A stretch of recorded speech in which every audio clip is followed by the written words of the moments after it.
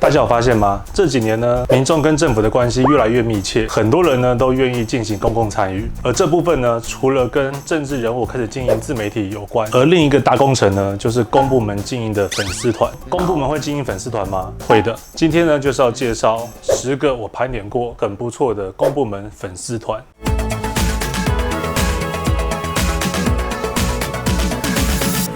大家好，这里是617行销笔记，我是617。用行销让你的好被更多人看到，因为常常呢也有在一些公部门进行培训课程，所以呢也遇过蛮多公部门在经营粉丝团上面的一些问题。可是在这之中呢，也不乏有很多操作的非常好、非常卓越的粉丝团，甚至赢过非常多的一些商业的粉丝团。那今天呢，要带大家看看他们有什么样的特别之处。那一开始呢，我是先去各个行销社团里面去询问大家，知不知道哪一些公部门的粉丝团经营得很不错的。那透过大家的表决之后，大概理出了一些其实表现得都很不错的粉丝团，然后我再从当中呢一一的去看每个粉丝团的按赞数、它的具体的一些表现、它的回复的状况跟它的创意浓度等等的。那说实在呢，它并不是一个最精准的一个计算的方式，因为也有很多可能粉丝数更大的，或者是按赞数更好的一些粉丝团，并没有放在这个里面。那原因呢，是因为我觉得除了要把一些代表性的粉丝团放进来以外，还是有一些他们可能比较小，在成长当中，但是因为它跟其他粉丝团比较大的有一些差异化，对，所以我还是把它列进来了。好，那话不多说，那我们就开始吧。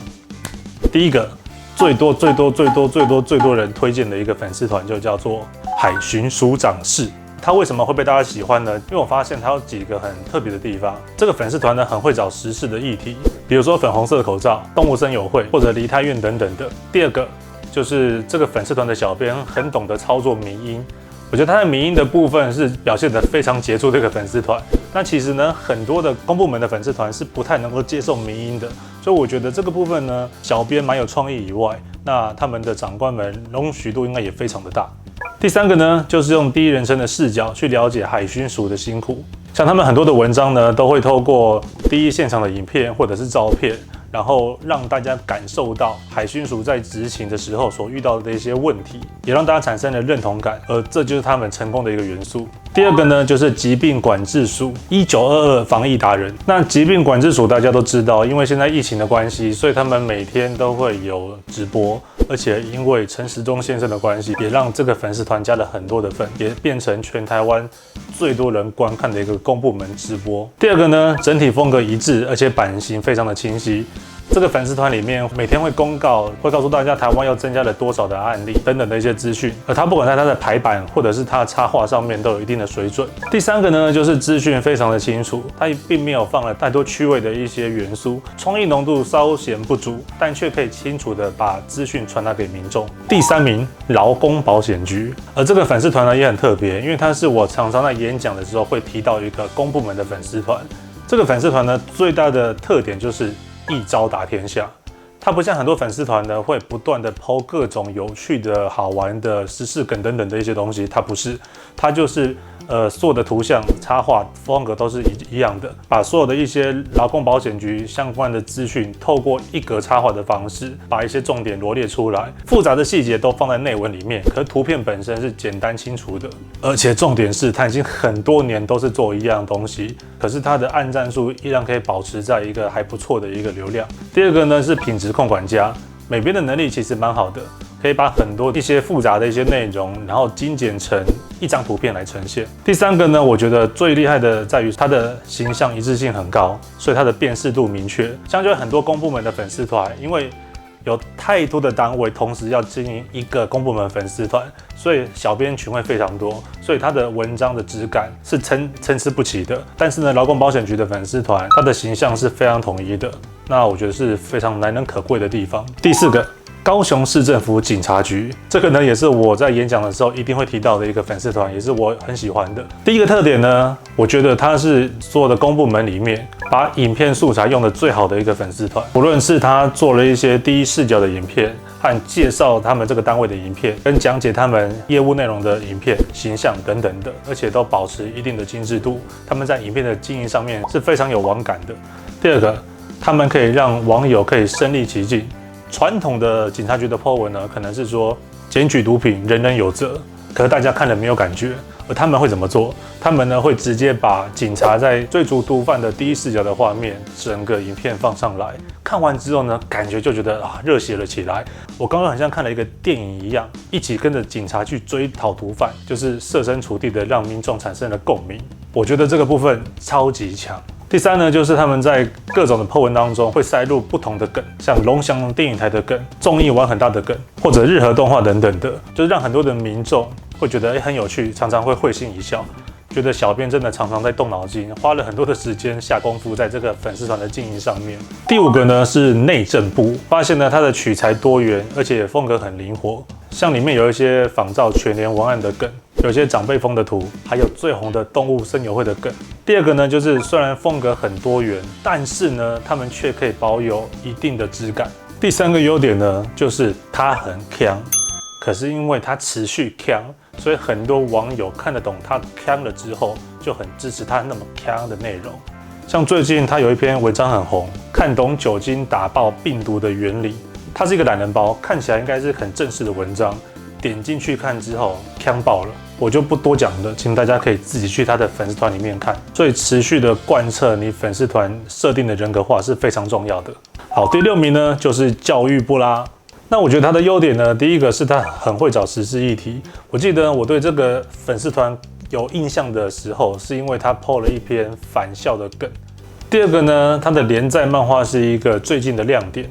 那我觉得这个蛮重要的，因为它有别于一般的粉丝团所谓有创意的文章，可能是单幅的，可是呢，它算是想把它做成一个系列，透过有故事性的内容，让民众更能够认同教育部所做的事情。第3点呢，就是它的单元是不断变化的，一直不断的优化它的内容。因为我往前翻它的很多的 po 文，其实它每一阵子就会不断的改变它那一系列的风格，所以我觉得他们算是一个不满于现状，不断的一直去挑战自己，去寻找更有效的发文方式的一个粉丝团。第7个，海洋委员会。那这个粉丝团呢，其实跟第一个讲的海巡署长是有异曲同工之妙，还蛮多地方都蛮类似的。在优点的部分呢，我觉得第一个是它的插画跟公仔的形象是很一致的，让别人一看到就知道这是这个粉丝团的一个独有形象。第二个呢是它的光荣感，应该也是美编画风的关系，里面的插画用的都是比较温暖的一些图像，让人感受到，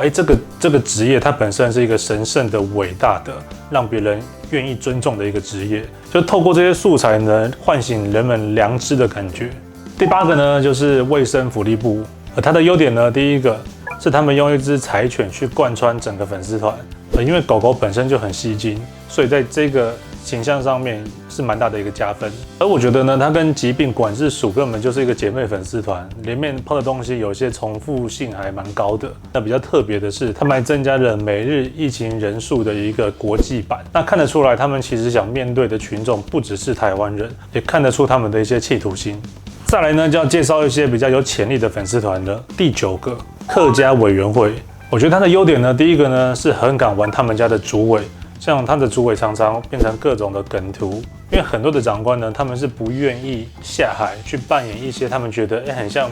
不是政治人物该有的一些形象。可是当你的长官们愿意下海的时候，其实他们可以玩的空间就非常的大。第二个呢是善用客家的一些形象或者一些食物去制作一些幽默的图文，比如说他们放了一篇树大必有枯枝，人多必有等等，那我觉得都是很不错的一些创意。第3个呢，就是透过图文去介绍客家话，达到教育民众的效果。因为毕竟呢，客家话在台湾算是非主流的一个语言，所以让全民去重视这个族群的话，先认同语言是很重要的。另外，我也觉得他们在整个粉丝团的质感上面是做得很不错的，那也可以让大家对于客家人的形象，在文化层面上面是有多一层提升的。第10个，科技大观园。为什么会把这个粉丝团放进来呢？原因就在于说，他并不是用他真正的身份科技部。其实呢，有很多的公部门，他们的粉丝团为什么那么难经营？因为本身的名字就让人很难去接近。所以呢，科技部呢就萃取出科学的这样的一个元素，比较软性的方式，介绍各种科学的一些知识，然后让人对科学有兴趣，进而呢愿意了解这个部门所做的一些事情。而科技部呢，为了让这个粉丝团看起来更有人性化的感觉、人格化的魅力，因此呢，就是用一个科学家的形象的这个 Q 版的公仔去贯穿整个粉丝团。所以也让这个冰冷的粉丝团开始有了一些生命力，觉得这个方法呢也值得很多的公部门去借鉴。好，所以总结呢，以上10个粉丝团他们共同的优点呢，不外乎这几个：有用、有趣、有共鸣跟互动。那我也发现这些粉丝团多数都有一些共同的小问题。第一个是美术风格不统一，比如说今天你想到 Seven 会想到什么颜色？红色、橘色跟绿色，每个品牌都有它自己的一个标准色。但是当今天你的美术风格是不统一的时候，不管是画风和颜色、色调是不一样的，那会让别人对于这个粉丝团的形象是比较错乱的。第二个呢，就是每篇文章的品质不一，最好公部门的粉丝团一定要有一个人去负责去把关所有的文章的品质，一定要到某个程度以上，才会让别人感受到，这个粉丝团的内容是很平均的。好，那以上呢就是我用个人小小的经验所推荐给大家的10个公部门粉丝团。那如果你也知道有很多很不错的粉丝团是漏网之鱼的话，也欢迎各位可以在留言处留下你觉得有哪些粉丝团是很不错的，那也可以跟大家分享。如果你喜欢这个频道的话，也希望每个礼拜可以准时收看到各种行销相关的影片。欢迎你可以帮这个频道按赞、留言、订阅，并且开启小铃铛。617行销笔记，我们下次见，拜拜，拜拜，拜拜，拜拜，拜拜，拜拜，拜拜。